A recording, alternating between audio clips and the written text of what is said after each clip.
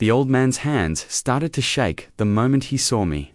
His coffee cup slipped, shattered on the diner floor, and tears filled his eyes. Then he whispered, "You look just like him. God help you." At that moment, I didn't know who he meant. But by the time I learned the truth, my entire understanding of my family and my grandfather was shattered beyond repair. My name's Daniel Pierce, 29 years old, born and raised in Montana. I'm an auto technician, the kind of guy who minds his own business and keeps to routine. My parents passed away years ago, so the only family I ever really had was my grandpa, Robert Pierce. Grandpa was the strong, silent type, ran a hardware store in town, knew everyone, helped everyone. To me, he was a hero. When he died 5 years ago, the whole community showed up for his funeral. People cried, told stories about his kindness, his sacrifices, his so-called war hero days, I thought. I knew everything about him until 3 weeks ago. It started like any other morning. I was grabbing breakfast at Maggie's Diner, same booth, same coffee. The place was quiet until the bell over the door rang and an older man walked in, maybe late 70s, wearing a faded army jacket, eyes that carried too many memories. He scanned the room, then froze when he saw me. I'll never forget that expression: shock, disbelief, grief, all tangled together. He stumbled toward me, hand trembling. "Robert," he whispered. I laughed awkwardly. "No sir. My name's Daniel." But he didn't seem to hear me. His eyes were locked on my face. "You're his grandson, aren't you?" My heart skipped. "You knew my grandfather?" He nodded slowly, tears welling up.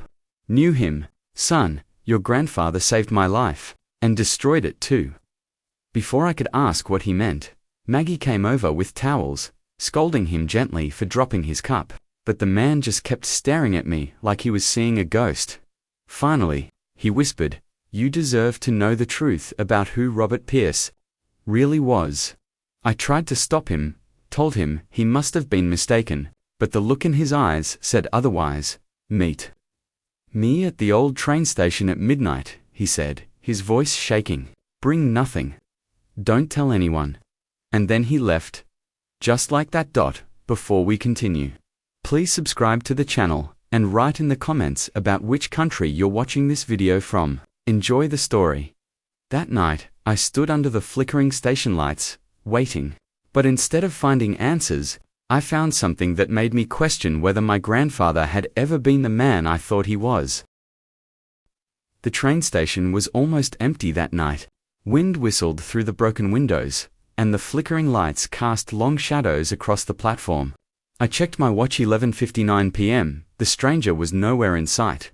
Just as I was about to leave, I heard footsteps, slow, deliberate. The old man emerged from the darkness, that same worn army jacket hugging his frail frame. He looked older than he had that morning, like the weight of what he carried had aged him overnight. "You came," he said softly. "I said I would," I replied, trying to sound braver than I felt. "Now tell me what this is about. Who was my grandfather to you?" He took a long breath, glancing around as if making sure we were alone. "Your grandfather, Robert Pierce, was my commanding officer during the Vietnam War. Back then, I was a medic. He was the kind of leader you'd follow into hell." His voice cracked. "But one night, he made a choice that saved my life but cost dozens of others theirs." I frowned. "That can't be right. My grandfather, he was decorated for bravery. He got a Medal of Honor." The man laughed bitterly. "Yeah. For that night." He reached into his coat and pulled out a crumpled photo, black and white, faded with age. It showed a group of soldiers standing in front of a helicopter. One of them, young Fearside, was unmistakably Grandpa. Another, kneeling beside him, was the stranger. "What happened?" I asked quietly. He looked down. "There was an operation gone wrong. We were supposed to evacuate civilians before an airstrike, but command wanted the extraction point cleared fast. Your grandfather was under pressure, so he called in the strike early." His eyes met mine, wet, trembling. "The civilians never made it out. They were still in the village." I stepped back, shaking my head. "No, that's not possible. He told me he saved people." "He did save people, the man said softly. Me, himself. The men under his command. But those families, women, children, they were gone. My throat tightened. Why are you telling me this now? Because he came back years later. To make it right. He built your town's hardware store near that Veterans Memorial for a reason. Every dollar he made, he sent to rebuild what he destroyed. The man's hands trembled as he handed me a worn envelope. He told me if I ever saw someone who looked like him, someone with his eyes, I should give this to them. I opened it slowly. Inside was a folded letter and a map with coordinates written in my grandfather's handwriting. What's at these coordinates? I asked. The man's gaze darkened. Something your grandfather buried before he died. Something he didn't want found. I couldn't sleep that night. The letter, the photo, the map, they sat on my desk like ghosts demanding to be heard. I must have read the letter 20 times before sunrise. It was short, written in my grandfather's bold handwriting. If you're reading this, it means the past has finally found its way home. Go to where the map leads, but be careful, truth carries a price. The coordinates pointed to a remote stretch of forest, about 40 miles north of town. Near the old Pierce family cabin property Grandpa had left to me after his death. By morning, I was driving down the cracked country road, the sun fighting its way through a grey sky. Every mile I drove, the world seemed quieter, heavier. When I reached the cabin, the air smelled of pine and rain-soaked earth. It hadn't changed in years, the same creaky porch, the same wind chimes that never stopped moving. Inside, dust coated everything. I found the map again, tracing my finger along the red X marked deep behind the cabin. Near the creek bed, I grabbed a shovel from the shed and made my way through the trees. The forest felt still to still. Even the birds seemed to know I didn't belong there. When I reached the creek, I saw a patch of earth that looked freshly disturbed, like someone had already been there. My pulse quickened. I started digging. The shovel hit something soft. I brushed away the dirt and uncovered an old ammunition box. Rusted and heavy. The lock was broken, like it had been pried open before. Inside were military dog tags, photographs, and a stack of files wrapped in plastic. The photos made my hands go numb. Images of the same village the stranger had described. But these weren't official war photos. They were personal. Taken by someone who was there. In one, I saw my grandfather standing in front of burning huts, his face streaked with ash. Behind him, rows of civilian bodies. I staggered back, bile rising in my throat.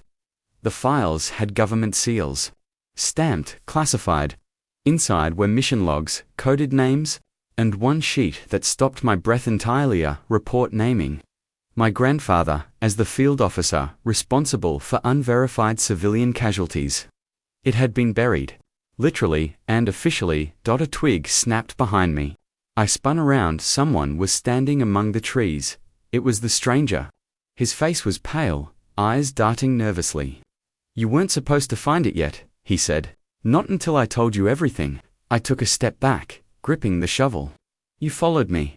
I had to, he said, his voice trembling. There's more to this than you think. Your grandfather wasn't the only one hiding something. He pointed toward the creek. He wasn't alone that night, and one of the men who was there still lives here in your town. The words hit me like a punch to the chest. One of the men still lives here, I repeated. The stranger nodded, eyes shifting toward the distant lights of town. Your grandfather wasn't acting alone. He was following orders, and those orders came from a man who never paid for what happened. Who is he? I demanded. The old man hesitated, then said a name that made my blood run cold. Sheriff Thomas Reed. I froze. Sheriff Reed had been the face of law and order in our town for as long as I could remember.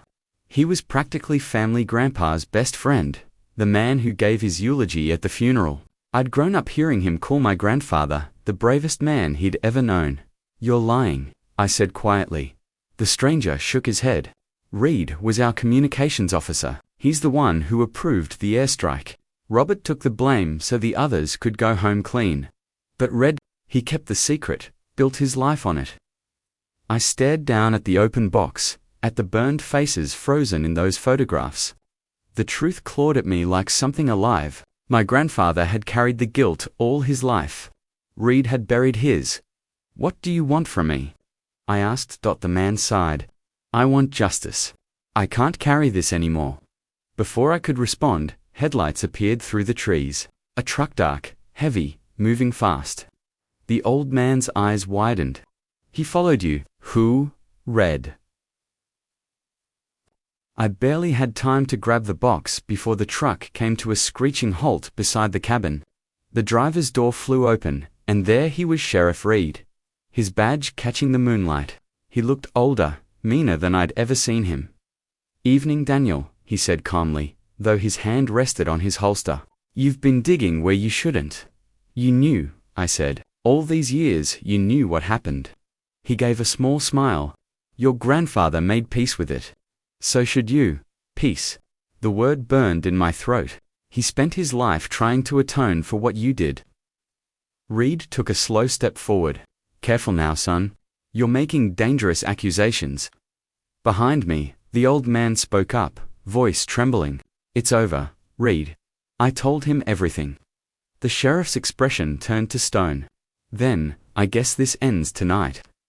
His hand moved toward his gun, but I was faster. I grabbed the shovel from the dirt, swinging hard. The metal slammed against his wrist, the weapon clattering to the ground. He stumbled, cursing, and I kicked the gun into the creek. "Stay away from me," I warned. Reed glared at me, chest heaving. "You think you're cleaning up his mess? You're just making your own." Then he turned and disappeared into the woods, leaving only the echo of his voice behind. "You have no idea what you've started, boy." For a long time, I stood there in the dark, the sound of the creek running beside me, my heart pounding so hard it hurt. Sheriff Reed was gone, but his words stayed, echoing like thunder. "You have no idea what you've started." The old man leaned against a tree, breathing heavily. "He's not going to stop, Daniel. Reed's protected this secret for decades. He'll do anything to keep it buried." I looked down at the box in my hands, the evidence, the photos, the reports. "Then it's time someone dug it up for good." At dawn, I drove straight to the county courthouse, still muddy from the night before.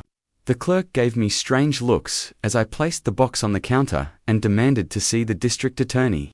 By noon, I'd given my statement, handed over every file, every photo, every letter. The old man backed me up. He had his own confession, one he'd been carrying for 50 years.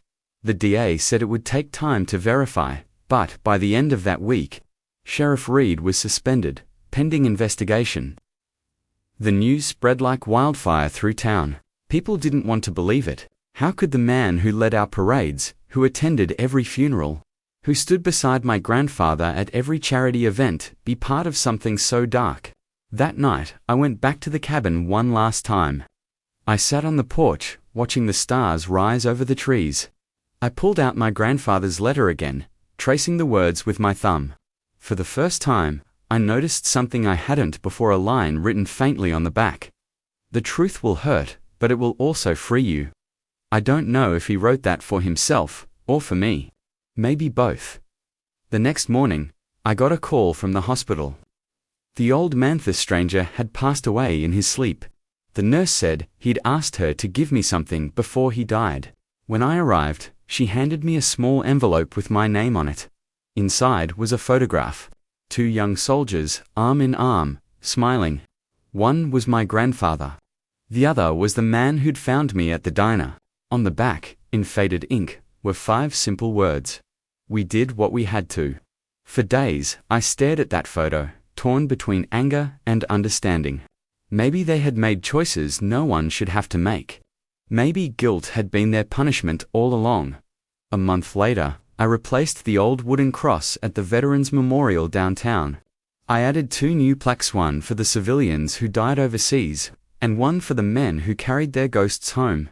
I don't know if my grandfather ever found peace, but as I stood there under the morning sun, I realized something. The truth didn't destroy his memory, finally made him human, and sometimes, that's the only kind of forgiveness we ever really get.